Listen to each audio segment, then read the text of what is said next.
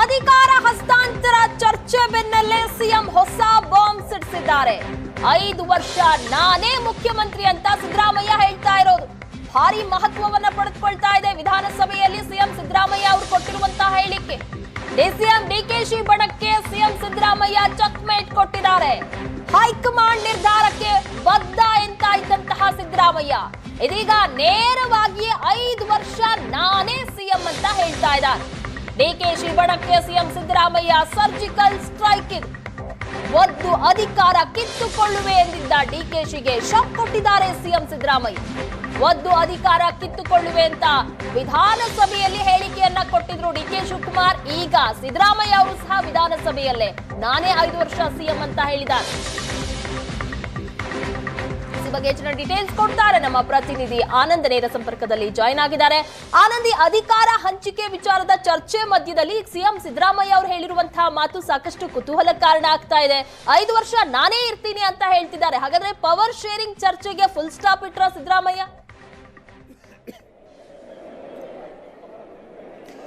S, ಈಗ ರಾಜ್ಯ budget ಮಂಡನೆ ಆದ ನಂತರದಲ್ಲಿ ನಾಯಕತ್ವ ಬದಲಾವಣೆ ಆಗುತ್ತೆ ಅನ್ನುವಂಥ ಚರ್ಚೆಗಳು ಕಳೆದ ಕೆಲವು ತಿಂಗಳಿಂದ ನಡೀತಾ ಇತ್ತು. ಈ ಚರ್ಚೆಗೆ ಪೂರಕವಾದ ಹಾಗೆ ಈಗ ಸಹಜವಾಗಿ ಇವತ್ತು ವಿಧಾನಸಭೆಯಲ್ಲಿ ಮುಖ್ಯಮಂತ್ರಿ ಸಿದ್ದರಾಮಯ್ಯ ಕೊಟ್ಟಿರ್ತಕ್ಕಂಥ ಹೇಳಿಕೆ ನಿಶ್ಚಯವಾಗಿಯೂ ಕೂಡ ಒಂದಷ್ಟು ಚರ್ಚೆಗೆ ಕಾರಣವಾಗಿದೆ. ಯಾಕೆಂತಂದರೆ ಅಧಿಕಾರವನ್ನು ಒದ್ದು ಪಡಿತೀರಿ ಅಂತಕ್ಕಂಥ ಮಾತನ್ನು ಕಳೆದ ಡಿಸೆಂಬರ್ನಲ್ಲಿ ಬೆಳಗಾವಿಯಲ್ಲಿ ನಡೆದ ಅಧಿವೇಶನದಲ್ಲಿ ಡಿಸಿಎಂ ಡಿಕೆ ಶಿವಕುಮಾರ್ ಅವರು ಹೇಳಿದರು. ಎಸ್ ಎಂ ಕೃಷ್ಣ ಅವರಿಗೆ ಅವರ ಒಂದು ಶ್ರದ್ಧಾಂಜಲಿ ಕಾರ್ಯಕ್ರಮದಲ್ಲಿ ಅಂದರೆ ಸಂತಾಪ ಸೂಚನಾ ಸಭೆಯಲ್ಲಿ ಮಾತಾಡುವ ಸಂದರ್ಭದಲ್ಲಿ ಅಧಿಕಾರ ಒದ್ದು ಪಡಿತೀನಿ ಅನ್ನುವ ರೀತಿಯಲ್ಲಿ ಹೇಳಿಕೆಯನ್ನು ಕೊಟ್ಟಿದ್ದರು.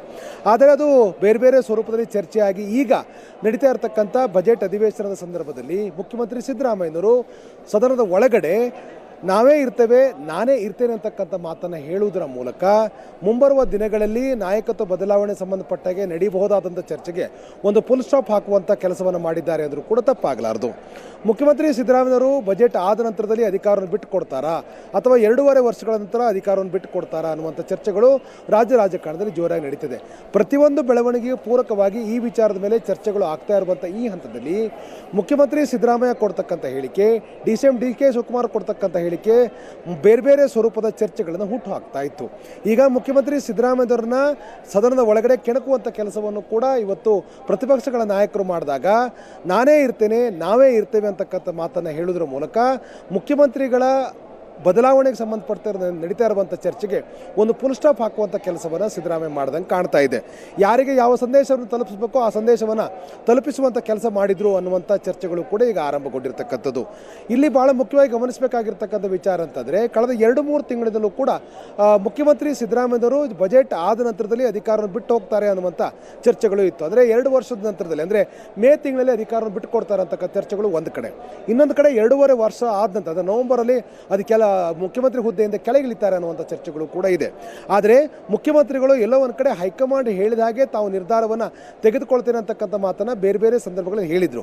ಆದರೆ ವಿಧಾನಸಭೆಯ ಒಳಗಡೆ ಇವತ್ತು ಅಧಿಕೃತವಾಗಿ ನಾನೇ ಇರ್ತೇನೆ ಅಂತಕ್ಕಂಥ ಮಾತನ್ನು ಹೇಳುವುದರ ಮೂಲಕ ನಡೀತಿರುವಂಥ ಚರ್ಚೆಗಳಿಗೊಂದು ಫುಲ್ ಸ್ಟಾಪ್ ಹಾಕೋದ್ರ ಮೂಲಕ ಯಾರಿಗೆ ಯಾವ ಸಂದೇಶವನ್ನು ಕೊಡಬೇಕು ಆ ಸಂದೇಶವನ್ನು ಕೊಡುವ ಕೆಲಸವನ್ನು ಮುಖ್ಯಮಂತ್ರಿಗಳು ಮಾಡ್ದಂಗೆ ಕಾಣ್ತಾ ಇದೆ.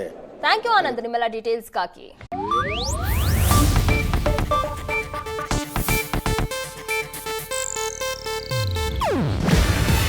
ಇದು ಏಷ್ಯಾನೆಟ್ ನ್ಯೂಸ್ ನೆಟ್ವರ್ಕ್ ಪ್ರಸ್ತುತಿ.